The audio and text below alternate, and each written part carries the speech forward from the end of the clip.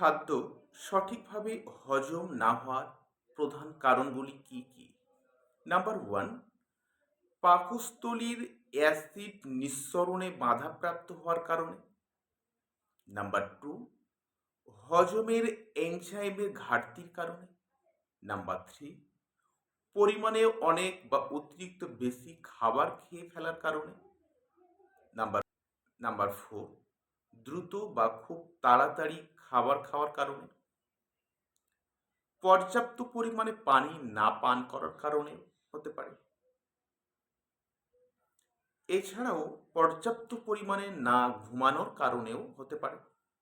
এছাড়াও অতিরিক্ত তেল, ঝাল ও ভাজাভুজি খাবার খাওয়ার কারণেও আপনার হজমের সমস্যা তৈরি হতে পারে। এছাড়াও আরও ইত্যাদি কিছু কারণ থাকতে পারে। এমন নতুন নতুন অজানা তথ্য জানতে হলে অবশ্যই এখনই সাবস্ক্রাইব করে নিন।